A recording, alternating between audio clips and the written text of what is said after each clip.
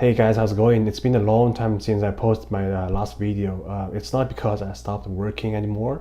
I went back to China for a vacation and stayed there for about a month and a half. So that's why I stopped uploading the video. But now, finally, after I get back from the vacation, we're gonna start talking about something that's probably very interesting to most investors these days.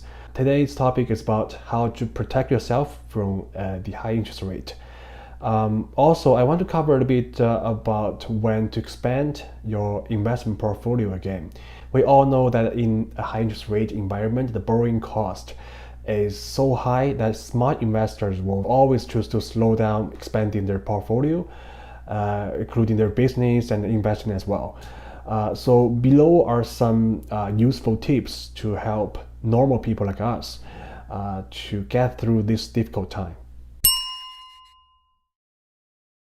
The first thing you should do is to diversify your income sources. Invest in your education or your professional development to increase your earning potential. Cash is king in the high interest rate period.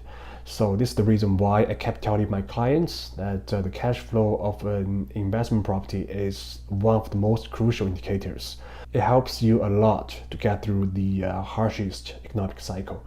We keep seeing more and more news like new homeowners forced to sell their homes, losing a big chunk of money because they just cannot afford to cover the mortgage payments anymore.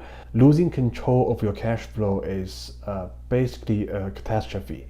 So diversify your income source so that you can stay strong in a special period like this. Second point is the emergency fund.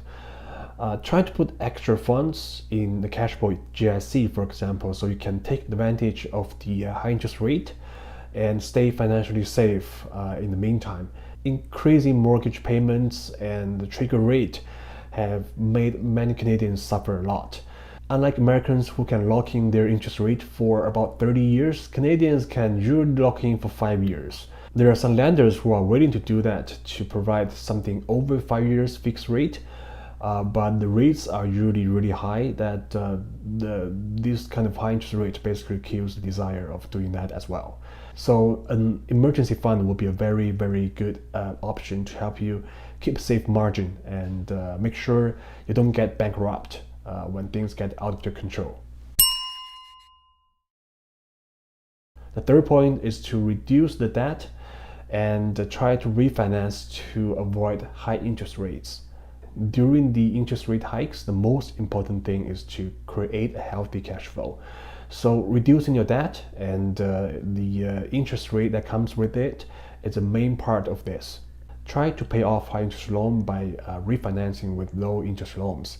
A very good example is from one of my clients actually, who just pays off his commercial loan by refinancing his residential home. The commercial loan he was having was at 9.9%. The interest was crazy. What he did is that he refinanced his current home, the home that he lives in right now, and borrowed out the money which is used to pay off his commercial loan so that he can avoid paying that 9.9% high interest rate mortgage. And the residential mortgage he got from the refinance is only 5.5%. So the gap is huge between these two mortgages. The fourth point is about maintenance and renovations. Keep your properties in good conditions to maintain their value. During downturns, focus on necessary maintenance rather than expensive renovations.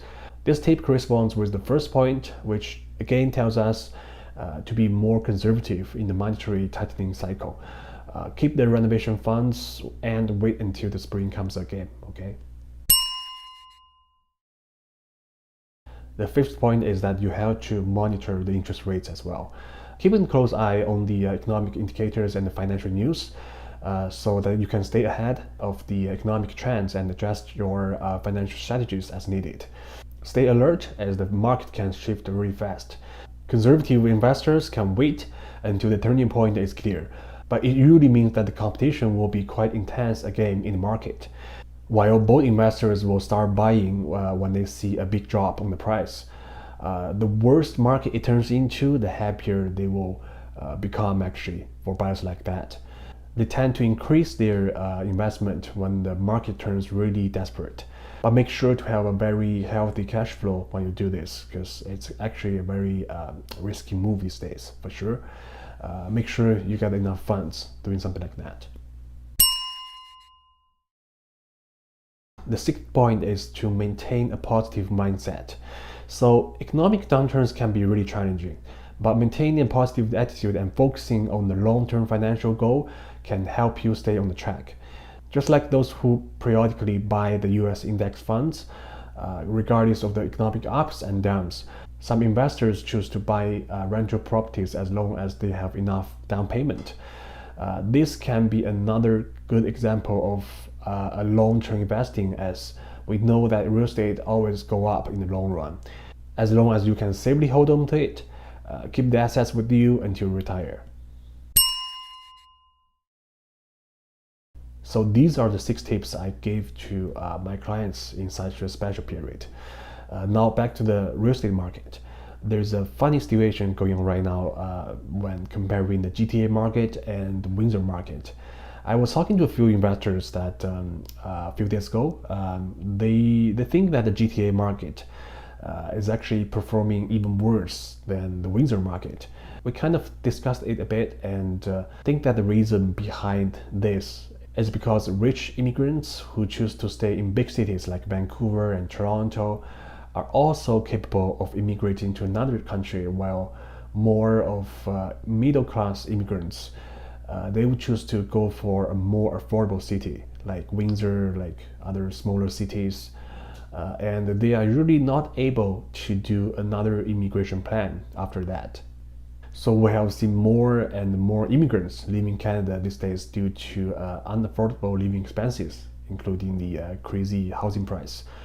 Plus, higher percentage of speculators make up buyers group in major cities like Vancouver and Toronto, and they are putting away their money as well. So that's why.